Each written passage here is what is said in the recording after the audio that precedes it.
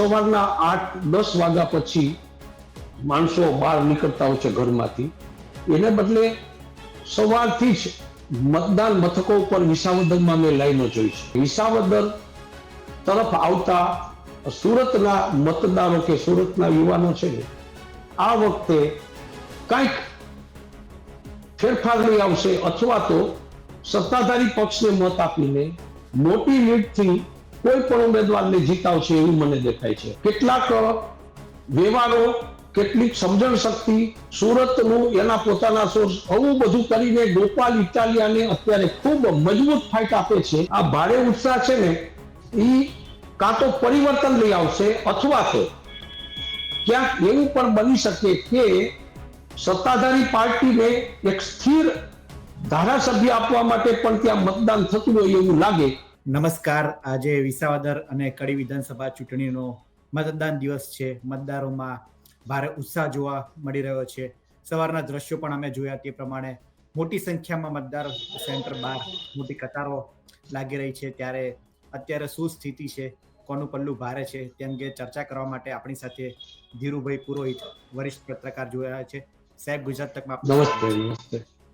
જી જી સાહેબ, ગુજરાતમાં અત્યારે 2 બેઠક પર પેટા ચૂંટણી ચાલી રહી છે. વિસાવદરમાં આપ સારી રીતના જાણો છો, કારણ કે તમે ત્યાંના સ્થાનિક છો. તો વિસાવદરમાં અત્યારે આપ શું જોઈ રહ્યા છો અને શું લાગી રહ્યું છે? વેલ પ્રવીણભાઈ, વિસાવદર અને ભેસાણ, મારી દ્રષ્ટિએ વર્ષોથી હું એ વિસ્તારનું રિપોર્ટિંગ કરું છું, એટલે પહેલેથી જ વિસાવદર ભેસાણના મતદારો ઉત્સાહી હોય છે. આ ઉત્સાહ એમને એક અલગ સ્થાન આપે છે. સામાન્ય સંજોગોમાં ક્યાંક કોક જગ્યાએ એવું જોવા જાવ તો થોડીક બેઠકોને બાદ કરતા ગુજરાતમાં અમે જોયું છે કે મતદાન સવારમાં નીરસ રહેતું હોય છે, અથવા તો ક્યારેક તો પેટા ચૂંટણીઓમાં બહુ ધસારા સાથે મતદાન થતું હોતું નથી. વિસાવદર અને ભેસાણ પંથકમાં આ વખતે શરૂઆતથી સવારના 7 વાગ્યાથી મતદાન મથકો ઉપર લાંબી લાઈનો જોવા મળે છે. મતદાનની ટકાવારી પર નજર કરો ને, તો સવારથી જ પુરુષો, આ વખતે સ્ત્રીઓ કરતા પુરુષોની લાઈન વધુ દેખાતી હતી. આ એક વિશેષતા જોવા મળે છે. જનરલી મેં ઘણા મતદાન કેન્દ્રોમાં અને ઘણા વર્ષોથી ચૂંટણીનું કવરેજ કર્યું છું, એટલે એવરેજ આવી જતી હોય છે. સવારથી તમે જ્યારે રિપોર્ટિંગ કરવા માટે મતદાન કેન્દ્ર ઉપર નીકળો તો સવારના 8-10 વાગ્યા પછી માણસો બહાર નીકળતા હોય છે ઘરમાંથી. એને બદલે સવારથી જ મતદાન મથકો ઉપર વિસાવદરમાં મેં લાઈનો જોઈ છે. એક વાત એ છે કે એ ત્યાં ખેડૂતોનો વિસ્તાર છે, એટલે ખેડૂત લોકો સવારે વહેલા ઉઠી અને મતદાન કરવા જાય તો એ બહુ આશ્ચર્ય નથી. ત્યાં વહેલું કામ પૂરું કરવામાં આવે છે, કારણ કે ખેડૂતો ખેતરમાં જવા માટે વહેલા ઉઠતા હોય છે. પણ આ વખતે જે લાઈનો દેખાય છે એના ઉપરથી મને એવું લાગે છે કે આ મતદારો કંઈક વિશિષ્ટ કરવા જઈ રહ્યા છે. પ્રવીણભાઈ જી. ઇલેક્શન કેમ્પેનિંગની વાત કરીએ તો ગોપાલ ઇટાલિયા, જે આમ આદમી પાર્ટીના ઉમેદવાર છે, તે છેલ્લા 2 થી 3 મહિનાથી ત્યાં સમય પસાર કરી રહ્યા છે. ભાજપ અને કોંગ્રેસના ઉમેદવાર છેલ્લી ઘડીએ જાહેર થયા હતા. મતદાનને લગભગ 10-15 દિવસ બાકી હતા. તે દિવસે ભાજપ અને કોંગ્રેસના ઉમેદવાર જાહેર થયા હતા. બીજી તરફ ભાજપ જોડે મોટું સંગઠન છે, પક્ષના નેતા છે, પૈસા છે, બધું જ છે. બીજી બાજુ કોંગ્રેસે નીતિન રાણપરિયાના ઉમેદવાર ઉભા રાખ્યા છે. તો નીતિન રાણપરિયા ઉમેદવાર તો એક નબળા ઉમેદવાર અત્યારે માનવામાં આવે છે. તો અને બીજી તરફ ઘણી વખત ઘર્ષણના પણ સમાચાર સામે આવ્યા છે. ગઈકાલે પણ રાજુ કરપડા, જે આપના નેતા છે કિસાન સંગઠનના, તેમની પોલીસે અટકાયત કરી હતી. અને એ પહેલા સુરતથી આમ આદમી પાર્ટીની બસ આવતી હતી, તેને પોલીસે રોકી હતી, ત્યારે પણ ઘર્ષણના વિડીયો સામે આવ્યા હતા. તો શું આ આમ આદમી પાર્ટીને ફાયદો કરાવી શકે છે કે માત્ર તેમની એક ચૂંટણી સ્ટ્રેટેજીના ભાગરૂપે તેના પર મતદારોનો કોઈ વધારે પ્રભાવ નથી પડતો? આપ કઈ રીતના જોઈ રહ્યા છો? હું આ આખી ચૂંટણીને થોડી જુદી દ્રષ્ટિથી બોલવું છું. પુરીનભાઈ, ચૂંટણીઓ થતી હોય છે ત્યારે આવા સંઘર્ષો નાના મોટા સામાન્ય બાબત બનતી હોય છે. વિસાવદર અને ભેસાણના મતદારો છે ને હવે વર્ષોથી મતદાન કરીને પીઢ મતદારો થઈ ગયા છે. ક્યારેક રાજકીય દ્રષ્ટિકોણથી ઉમેદવારો જ્યારે આવી વાતો કરીને સનસનાટી ફેલાવવાનો પ્રયાસ કરતા હોય, હું એમ માનું છું કે આવી બધી વાતો મતદારો ઉપર બહુ મોટી અસર કરતા હોતા નથી. ઠીક છે, કાયદા વ્યવસ્થાના ભંગની ફરિયાદો કરવાનો દરેકને અધિકાર છે. એમાં પછી સામાન્ય પ્રજામાંથી પણ કોઈ મતદાન કરી શકે કે ઉમેદવારો, કોઈ પણ પક્ષના ઉમેદવારોએ નિયમનો ભંગ થતો હોય તો ફરિયાદ કરવી જોઈએ. પણ વિસાવદર અને ભેસાણના મતદારોએ નક્કી કરી લીધું છે કે અમારે શું કરવાનું છે. આવી ઘટનાઓ, આ જે માનો કે દારૂની વાત આવી હતી, પૈસા પકડાય છે, એ બધી વાતો એવી છે કે જે દરેક ચૂંટણીમાં નાની મોટી વાતો બનતી હોય છે. પીઢ લોકો કે પીઢ પત્રકારો, અમારા લોકો આ ઘટનાઓને બધાને સામાન્ય માનતા હોય છે. છતાં એક વાત આપને કહું કે વિસાવદર તરફ આવતા સુરતના મતદારો કે સુરતના યુવાનો છે ને, આ વખતે કંઈક ફેરફાર લઈ આવશે અથવા તો સત્તાધારી પક્ષને મત આપીને મોટી લીડથી કોઈ પણ ઉમેદવારને જીતાવશે એવું મને દેખાય છે અત્યારે. સાહેબ, ગોપાલ ઇટાલિયાની વાત કરીએ તો શરૂઆતથી ભાજપ એવા આરોપ લગાડી રહી છે કે બહારના ઉમેદવાર છે, સુરતથી હાર્યા છે એટલા માટે વિસાવદર આવ્યા છે. અગાઉ હર્ષ સંઘવી પણ ચૂંટણી પ્રચાર કરી ચૂક્યા છે, સી.આર. પાટીલ ચૂંટણી પ્રચાર કરી શક્યા છે, તેમણે પણ એવું કહ્યું છે. અને કિરીટ પટેલ જે છે તે પણ એક મજબૂત ઉમેદવાર ત્યાંના સ્થાનિક છે એટલે માનવામાં આવે છે. તો કેટલો પડકાર કિરીટ પટેલ અને ગોપાલ ઇટાલિયા બંને વચ્ચે આ જે જંગ છે તેને આપ કઈ રીતના જોઈ રહ્યા છો? વેલ, ભાઈ, હું તમને કહું કે આપે ગોપાલ ઇટાલિયા રૂપી ઉમેદવારને લગભગ ચૂંટણીની તારીખ પહેલા 2.5 કે 3 મહિના પહેલાથી જાહેર કરીને ત્યાં મૂકી દીધા છે. એટલે પ્રથમ તબક્કો તો ગોપાલ ઇટાલિયા એટલે આપે જીતી લીધો છે વિસાવદર અને ભેસાણ પંથકમાં. જે વ્યૂહરચનાના તબક્કા હોય છે કે યુદ્ધ જીતવા માટે તમારે વ્યૂહ બનાવવા પડે છે. આ ચૂંટણી પણ એક પ્રકારનું યુદ્ધ માનીએ, સ્પર્ધા માનીએ. તો પ્રથમ તબક્કામાં આપે પોતાના ઉમેદવાર વેલો મૂકીને 165 ગામડાઓમાંથી લગભગ 150 ગામડાઓમાં ગોપાલ ઇટાલિયાએ લગભગ એકાદ મહિનામાં ઝડપી ચૂંટણી પ્રવાસ કરીને પોતાની વાત ક્યાંક મતદારોના મગજમાં ઉતારવામાં ગોપાલભાઈ પ્રથમ તબક્કામાં સફળ થયા છે. હવે કોંગ્રેસે ઉમેદવાર ખૂબ મોડો જાહેર કર્યો એટલે લગભગ એ સ્પર્ધામાં ન હોય ને એવું વાતાવરણ કોંગ્રેસે જાતે ઊભું કરી દીધું છે. પણ પછીથી કિરીટભાઈ મેદાનમાં આવ્યા, એનો ઝંઝાવાતી ચૂંટણી પ્રચાર, એને કારણે ગોપાલ ઇટાલિયા જે ધસમસતા જતા તેને રોકી શક્યા છે. કિરીટભાઈ રોકતા ચૂંટણીની વ્યૂહરચના ઘણી બધી બાબતો એવી છે કિરીટભાઈ તરફ. દાખલા તરીકે ખેડૂત નેતા તરીકે ક્યાંક ખેડૂતોની વચ્ચે જઈને કહી શકે કે ભાઈ હું તમારો નેતા છું. એની પાસે ભાજપ કેડરદાયી પાર્ટીના કાર્યકરો છે. પછી દરેક જ્ઞાતિના એની પાસે પામેલા એટલે ગુણવત્તાવાળા નેતા છે. એને વિઠ્ઠલભાઈ રાદડિયાનું અથવા તો કેશુભાઈના નામે એ મત માગી શકે એવો એનો અધિકાર છે.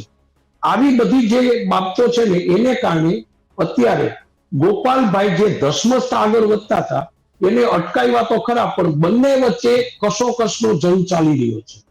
પણ કોઈ પણ રાજકીય નિરીક્ષક અથવા તો કોઈ ચૂંટણી સાથે સંકળાયેલા અથવા તો ચૂંટણીનું રિપોર્ટિંગ કરતા પીઢ પત્રકારો એ વાત સ્વીકારતા થયા છે કે કિરીટભાઈને અત્યારે ગોપાલ ઇટાલિયા ખૂબ મજબૂત ફાઇટ આપી રહ્યા છે. ખૂબ.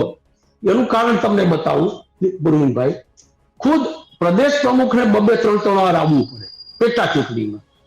રાજ્ય કક્ષાના નેતાઓને વિસાવદર અને ભેસાણમાં પ્રચાર કરવા માટે આવવું પડે. આ ચીજ જ બતાવે છે. અને મારે તો કયો ઉમેદવાર જીતે છે એ હજી ચૂંટણીનું મતદાન પૂરું થઈ ગયા પછી કદાચ અમે એની અટકળ કરી શકીશું. પણ અત્યારે એકલવીર તરીકે ગોપાલ ઇટાલિયાએ પોતાની વાત વિસાવદર ભેસાણ પંથકના મતદારોમાં મજબૂત રીતે રજૂ કરીને એક પોતાના તરફી વાતાવરણ ઊભું કરવું એમાં એ સફળ થયા છે. સાથે સાથે કિરીટભાઈએ પણ છેલ્લી ઘડીમાં ડોર ટુ ડોર પ્રચાર કરીને કેટલાક વ્યવહારો, કેટલીક સમજણ શક્તિ, સુરતનું એના પોતાના સોર્સ, આવું બધું કરીને ગોપાલ ઇટાલિયાને અત્યારે ખૂબ મજબૂત ફાઇટ આપે છે. એટલે અત્યારે બંને ઉમેદવારો છે ને એમાંથી કોણ જીતે છે ને એ કેવું પણ અઘરું થઈ ગયું છે. જી. જુનાગઢમાં સાહેબ આપ વર્ષોથી પત્રકારિતા કરી રહ્યા છો, ત્યાંના પ્રશ્નો શું છે એ બધું તમને અંદાજ છે, અને અત્યારે ચૂંટણીમાં ભાજપ અને આમ આદમી પાર્ટી એકબીજા પર આક્ષેપ કરી રહ્યા છે. ગોપાલ ઇટાલિયા કહે છે કે તેમની વાત વિધાનસભા સુધી પહોંચતી નથી, ખેડૂતોની સમસ્યા છે, ઇકોઝોનનો મામલો છે, એ બધી વાતો કરીને ભાજપને ઘેરવાનો પ્રયાસ કરે છે. બીજી તરફ ભારતીય જનતા પાર્ટી ગોપાલ ઇટાલિયા પર આરોપ લગાડે છે કે એ મોટી ખાલી વાતો કરે છે, ખાલી વાતો કરવી અને કામ કરવું વસ્તુ અલગ છે. તેઓ સુરતમાં હારી ગયા છે અને અહીંયા લોકોને ગુમરાહ કરવા આવ્યા છે. પરંતુ ત્યાં વિસાવદરના મુખ્ય પ્રશ્નો શું છે, ચૂંટણીલક્ષી જે મુખ્ય પ્રશ્નો હોવા જોઈએ, લોકોની સમસ્યા શું છે અને ત્યાં મુખ્ય પ્રશ્નો શું છે તે જણાવશો. આપે વિસાવદર અને ભેસાણ પંથક છે ને, જુનાગઢ જિલ્લાનો એક તાલુકો છે, 2 તાલુકા સોરી, અને જુનાગઢ પાસેના વડાલ ગામ સુધી એનો મતદાર ક્ષેત્ર જે છે ને ખૂબ વિશાળ છે, મોટું. જુનાગઢ તાલુકો, વિસાવદર તાલુકો અને ભેસાણ તાલુકો. પુરીનભાઈ, એક સવાલની વાત કરું. આજે જ્યારે મારે ભાજપના કેટલાક મિત્રોને આપની ચેનલ થ્રુ એક સંદેશો આપવો છે કે ચૂંટણી ક્યાં હોય છે, ક્યાં એની વાત અસર કરે છે. હું જુનાગઢ છું અને હું કવરેજ કરું છું, વિસાવદરની ચૂંટણીનું કવરેજ કરું છું, પણ ઘણીવાર એવું લાગે છે જુનાગઢ ન્યૂ કોર્પોરેશનની ચૂંટણી હમણાં જ થઈ. એની પહેલા જુનાગઢમાં જે ખાડાઓના અને ભયંકર પ્રશ્નો છે, આપ જુનાગઢ આવો ને તો તમને એવું થાય કે ઓહો, આ મહાનગર છે, લોકો ત્રાસી ગયા છે.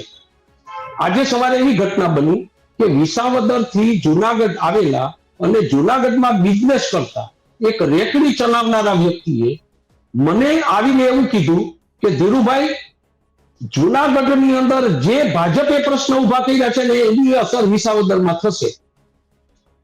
આપ જુઓ, એટલે ભાજપના મિત્રોને મારે એક સંદેશો આપવો છે કે તમે જે વિસ્તારમાં સત્તાઓ કરો ને ત્યાં તમે સારું કરશો ને તો બીજા વિસ્તારમાં એ સારા કામની અસર બીજા વિસ્તારની ચૂંટણીઓ પર પણ થશે.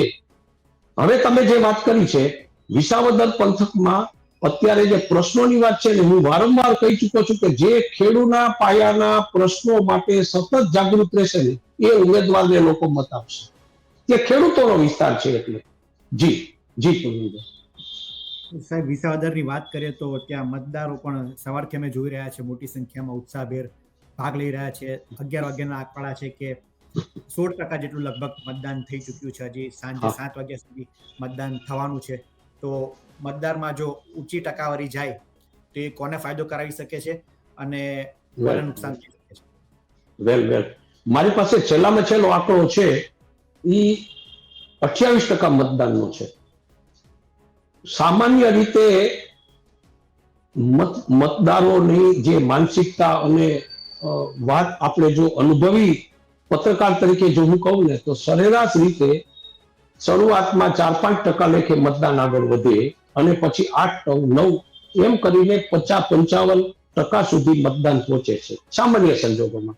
જેને બહુ ઊંચું મતદાન ન કહેવાય, બહુ નીચું મતદાન ન કહેવાય. વિસાવદરમાં 60% ઉપર મતદાન જશે. અત્યારથી જ લગભગ એમ માનો ને કે 12 વાગ્યા સુધીમાં મને એવું લાગે છે કે 30%, 32-35% જેવું મતદાન થઈ જશે. આ વખતે મતદારોમાં ઉત્સાહ છે. આ વખતે લોકો વધુ સંખ્યામાં ઘરમાંથી નીકળીને પહેલા મતદાન કરીને વાડીએ જવું, ખેતરે જવું, એવો એક માહોલ વિસાવદરમાં સર્જાઈ ગયો છે. કેટલાક ગ્રામ્ય પંથકની અંદર મેં રિપોર્ટ મેળવ્યા છે, મોટી મોણપરી, કાલસારી કે ભેસાણ પંથકના કેટલાક ગામડાઓ, કોટલા વગેરેમાં મતદારોમાં ભારે ઉત્સાહ દેખાય છે. આ ભારે ઉત્સાહ છે ને એ કાં તો પરિવર્તન લઈ આવશે અથવા તો ક્યાંક એવું પણ બની શકે કે સત્તાધારી પાર્ટીને એક સ્થિર ધારાસભ્ય આપવા માટે પણ ત્યાં મતદાન થતું હોય એવું લાગે. પણ આ મતદારોનું જે મતદાન છે ને એનું જે એક્ટિવિટી છે ને મને એમાં કંઈક વિચિત્ર તો દેખાઈ રહ્યું છે. અરવિંદભાઈ, મને અત્યારે દેખાય છે. જી. ભાજપના ઉમેદવાર કિરીટ પટેલ છે તે પણ સતત કહી રહ્યા છે કે અત્યારે ભાજપની સરકાર છે, વિસાવદર એક વિકાસમાં ઘણા સમયથી પાછળ રહી ગયું છે, ઘણા લાંબા સમયથી ત્યાં ભાજપની સરકાર આવી નથી. બીજી તરફ ગાંધીનગરમાં ભાજપની સરકાર છે, ત્યારે કિરીટ પટેલ અને જયેશ રાદડિયા જે ભાજપના પ્રભારી છે તે પણ સતત મતદારોને કહી રહ્યા છે કે જો તમે ભાજપને મત આપશો તો ડબલ એન્જિનની સરકાર બનશે અને વિસાવદરનો જે વિકાસ રોકાયો છે તેને બમણી ગતિ મળશે અને વિસાવદરનો જે વિકાસ રોકાયો છે તેને અમે વેગ આપીશું. બીજી તરફ ગોપાલ ઇટાલિયા કહી રહ્યા છે કે આટલા વર્ષથી સાંસદથી લઈને નગરપાલિકા સુધી વિસાવદરમાં ભાજપનું શાસન છે, તેમ છતાં વિસાવદર પાછળ રહી ગયું છે અને જે ભાજપના ઉમેદવાર વાત કરી રહ્યા છે કે જો ભાજપ નહીં આવે તો વિકાસ નહીં થાય, તો મને એટલું તો આવડે છે કે હું વિધાનસભામાં જઈને વિસાવદરના પ્રશ્નો અને સમસ્યા રજૂ કરી અને ત્યાંથી બજેટ લઈ આવું અને રોડ રસ્તાની જે બધી અલગ અલગ સમસ્યા છે તે બધી હું ફૂલફિલ કરી શકું, તેટલું મને તો આવડે છે. તો આને તમે કઈ રીતના જોઈ રહ્યા છો કે ભાજપનો ઉમેદવાર જે વાત કરી રહ્યા છે અને ગોપાલ ઇટાલિયા જે કહી રહ્યા છે? વેલ, તાર્કિક દ્રષ્ટિએ પૂર્ણિમભાઈ જોવા જાવ ને તો કદાચ ભાજપના ઉમેદવાર કિરીટભાઈ અને રાદડિયાજી બે સાચા છે. કારણ કે કેન્દ્રમાં, રાજ્યમાં અને છેલ્લે કોર્પોરેશનમાં કે ધારાસભામાં જો ભાજપની જ સરકાર હોય તો એક ચેઇન બનીને જે બજેટ આવે એ બજેટ સીધું આવશે અને વિકાસ સારો થાય અને વિકાસને ગતિ મળે. પણ છેલ્લા 5 વર્ષમાં કે 10 વર્ષમાં જે રીતે મહાનગરોમાં વિકાસના નામે જે સ્થિતિ ઊભી થાય છે એ જોયા પછી ક્યાંક કોક જગ્યાએ આ વાતોમાં છે ને લોકો હવે શંકાથી જોવા મળ્યા છે. ડબલ એન્જિનની, ટ્રિપલ એન્જિનની, 4 એન્જિનની સરકાર, તમે જુનાગઢની સ્થિતિ જુઓ. ક્યારેક તો મારે ભાજપની બીજી વાત નથી કરવી, ભાજપના ધારાસભ્ય ક્યારેક એમ કે ભાઈ તમે રોડ રસ્તા માટે બરાબર જુઓ, હું તમારો ધારાસભ્ય છું. કોર્પોરેશનના અધિકારીઓ કે કોર્પોરેશનના પદાધિકારીઓ અને ધારાસભ્ય વચ્ચે નાની મોટી બાતોમાં મોટી સૂચના તમને આપવી પડે છે મારે ધારાસભ્ય તરીકે. આવી જ્યારે વાત આવે ને ત્યારે લોકોમાં પ્રશ્નો થાય છે અને હાઈકમાન્ડે આ વાત બરાબર સમજવી પડશે કે જ્યાં પણ તમે કરો છો, જ્યાં તમે આવી બધી વાતો કરો છો એનું છેક પાયા સુધી એટલે લોકો સુધી. જો ચાલો કોર્પોરેશનમાં મારી પાસે ભાજપનું કોર્પોરેશન છે, તમે જુનાગઢ આવી જોઈ શકો છો સાહેબ, રસ્તાના પ્રશ્નો એટલા ભયંકર છે કે નાના બાળકોની ગાડીઓ ફસાય છે અને જે રીતે પરેશાની છેલ્લા 2 દિવસોમાં લોકો ભોગવી રહ્યા છે, ત્યારે કહેવાનું મન થાય છે કે ભાઈ તમે આ ડબલ એન્જિનની, ટ્રિપલ એન્જિનની સરકારની વાત તો કરો છો, ભલે ઉપર કક્ષાએથી કદાચ, પણ ક્યાંક પ્રજાના મૂળ સુધી જઈને તમે કોકને પૂછો તો ખરા કે ભાઈ અમે જે વાત કરીએ છીએ એ વાત સાચી છે ખરી? આવી બધી અસરો છે ને સાહેબ આ પેટા ચૂંટણીમાં થાય છે. જી જી. વિસાવદર વિધાનસભાની ચૂંટણી માટે એવું કહેવાય છે કે વિસાવદરના મતદારો એ ખૂબ જ હોશિયાર મતદારો છે. અહીંયા રાષ્ટ્રીય મુદ્દા નથી ચાલતા અને મોટી મોટી વાતો નથી ચાલતી કે જમ્મુ કાશ્મીરમાં અમે આમ કરી નાખ્યું, ધારા 370 હટાવી નાખી, રામ મંદિર બનાવ્યા જેવા જે રાષ્ટ્રીય મુદ્દા છે એ અન્ય ચૂંટણીમાં કદાચ ચાલી જાય છે, પરંતુ વિસાવદરના મતદારો છે તે સમગ્ર રાજ્ય માટે એવું કહેવાય છે કે ત્યાં કેસ સ્ટડીનો વિષય છે કે ત્યાંના મતદારોની સ્થાનિક સમસ્યાને લઈને તેઓ મતદાન કરે છે અને તેઓ હવે મતદારો કોની પર મદાર મૂકે છે તે તો હવે આપણને 30 તારીખે જ ખબર પડશે. આપ અમારી સાથે જોડાયા, વિસાવદર વિધાનસભાની ચૂંટણીને લઈને સમગ્ર માહિતી આપી અને અત્યારે શું સ્થિતિ છે તે અંગે અમને માહિતી આપી તે બદલ આપનો આભાર. Thank you. આવજો.